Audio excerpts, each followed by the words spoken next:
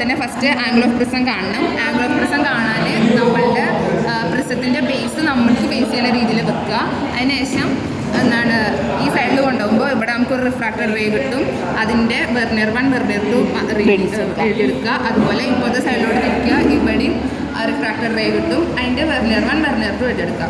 അതിനുശേഷം ഇനി അടുത്ത ടേബിൾ ചെയ്യാൻ വേണ്ടിയിട്ട് നമ്മൾ പ്രിസത്തിനെ തിരിച്ചിട്ട് ഇങ്ങോട്ട് വെക്കണം. ഈ പൊസിഷനിൽ വെക്കുക, എന്നിട്ട് നമ്മൾ ഡയറക്റ്റ് റേ കിട്ടുന്നുണ്ടോ നോക്കാം. ഡയറക്റ്റ് റേ കിട്ടിയതിന് ശേഷം നമ്മൾ ഇങ്ങോട്ട് തിരിക്കുന്ന സമയത്ത് നമുക്ക് സ്പെക്ട്രം വിസിബിൾ ആവാൻ തുടങ്ങും.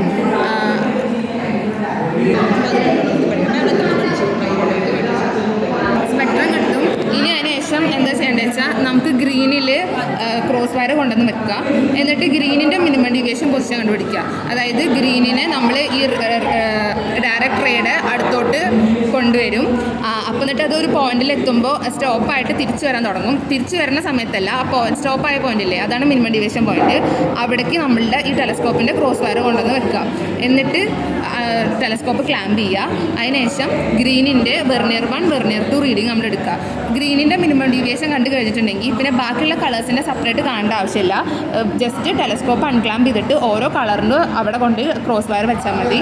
അങ്ങനെ ഈ ടേബിളിൽ പറഞ്ഞിട്ടുള്ള എല്ലാ കളേഴ്സിൻ്റെയും violet, blue green, yellow 1 yellow 2 എല്ലാ കളേഴ്സിൻ്റെയും വെർനിയർ 1 വെർനിയർ 2 റീഡിങ് എടുക്കുക. ഡയറക്റ്റ് നമുക്ക് ഇവിടെ കൊണ്ടുവന്ന് വെച്ചാൽ ഡയറക്റ്റ് റീഡിങ് കിട്ടും. ആ ഡയറക്റ്റ് റീഡിങ് എഴുതുക.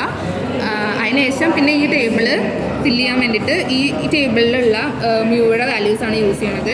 ലാംഡ 1 ലാംഡ 2 എല്ലാം കോൺസ്റ്റൻസ് ആണ്. അപ്പോൾ അതങ്ങനെ മ്യൂ 1 ഈ നമ്മൾ മുന്നേ ഈ എടുത്ത റീഡിങ്ങിൽ കിട്ടുന്ന റിഫ്രാക്റ്റീവ് ഇൻഡെക്സ് വെച്ചിട്ടാണ് ഈ മ്യൂ കാൽക്കുലേറ്റ് ചെയ്യുന്നത്.